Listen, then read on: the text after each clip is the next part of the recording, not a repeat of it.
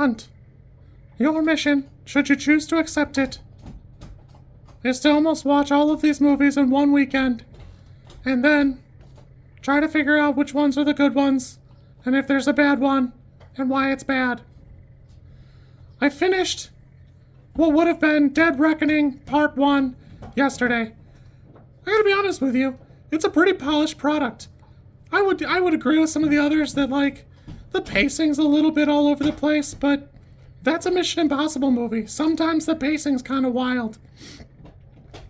I do kind of wish the flashback had been at the beginning of the movie and then, like, somehow squeezed in the Russians, but it's definitely a case where there's two things that should have been there, and they probably made the right choice. Throughout the movie, good luck has been a motif, and I've been really enjoying that. I think that's a good one. They're doing a great job making Simon Pegg a weird, distorted mirror of Ethan Hunt's character, in that he's jokey but serious, where Ethan Hunt's always serious but jokey, and I really enjoyed it. I was nervous about losing Ving Rhames there in, like, probably the halfway point, and that's okay.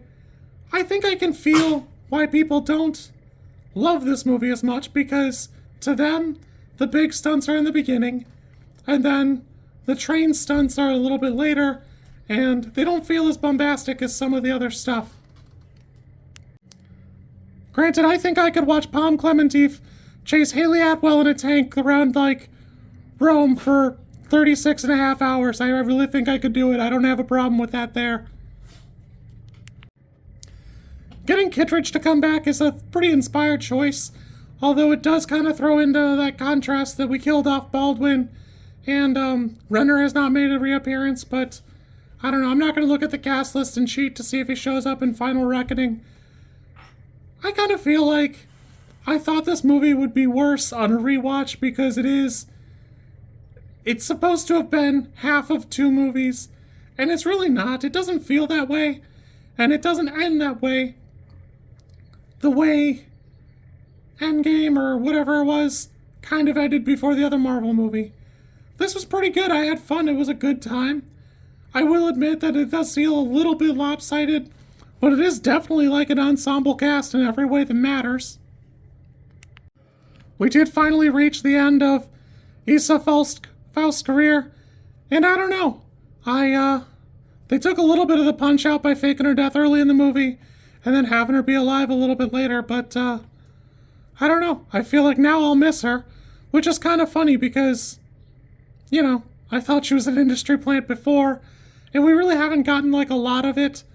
I want to see a little bit more of Gabriel and see his story, but in my heart of hearts, what I really want is like a Blofeld moment later out of probably the Entity and not Gabriel. But boy, do I love that 90s Ethan! Love it. 10 out of 10, no notes. That's so perfect for me. I love that. I love it.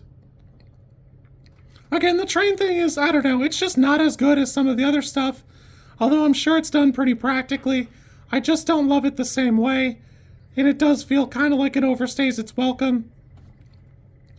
I gotta be honest with you, it kind of feels like Ethan was basically gonna leave Haley Atwell there one way or the other. Which is kind of like, I don't know, that's a little fucked up, but, you know, she basically flipped on him like 4 times in a row. I also would leave her someplace, I don't know. Shea Wiggum's character also needs to get some payoff. In my heart of hearts, we'll be seeing a new IMF go head-to-head with the OG squad, and, hopefully that's part of Shea Wiggum's. It's not really implied in the movie other than he knows Kittredge, which kind of makes it seem like he's probably part of the IMF to a degree, or at least aware of it, because he's at least moderately aware of Ethan, by reputation if nothing else, and it does seem like he's got something personal going on there. It's kind of funny, but because Gabriel and Shea Wiggum's character are in, like, a couple of scenes, like, not together, but, like, in the same, like, zip code, sometimes it kind of seems like Gabriel just gets bored and leaves. He kills that French dude. He just leaves. He just meets up back with them in Venice. Well, see you later. See you guys tomorrow. Bye. Vanessa Kirby's really putting in the work if you watch the movie carefully.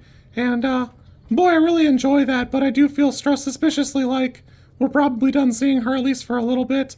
I do like the comments about her mom, because that was Max in the first movie, and I do love that. A little connected universe action for me. That's not like, oh, here's the guy, here's that character. We're right here, there's the jangling keys. Cameos. But, it is what it is. There's also that moment between Ethan and Gabriel where Ethan finally gets one up on Gabriel, but, he's gotta stop. And he gets made to stop rather than choosing to stop, and I think that kind of cheapens the blow. But I do wish they had kind of called back to Mission Impossible 4, where the one IMF agent wanted to kill the other, the assassin, and she does.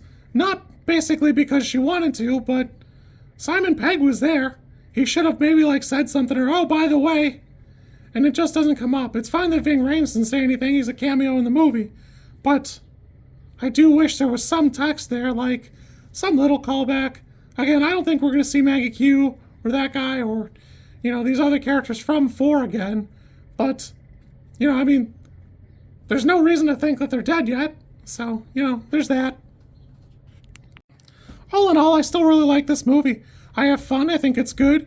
And while it doesn't necessarily feel like part 1 of 2 anymore, and I'm really stunned that, I watched it on Prime, and they didn't, change the title in, the credits or anything like that.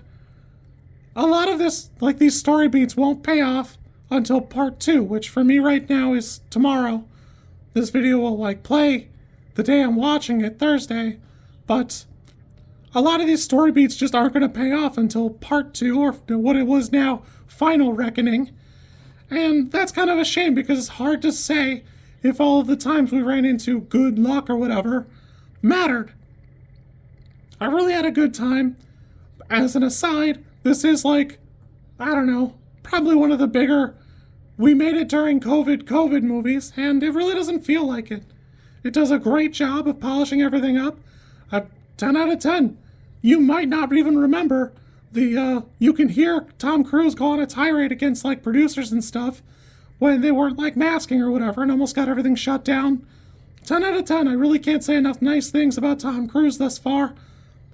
We'll see. I'm super excited for tomorrow. You guys have fun. Be good. I've enjoyed this ride. I don't know that I would ever do it again this rapidly, but it's paid off. I'm really enjoying it. Bum bum bum bum bum bum bum. If you like this content, I'm supposed to ask you to like, comment, and subscribe. I think like is here, and comment is probably down there, and subscribe over there somewhere too, I think. I don't know how many times this snippet is gonna make it into a video.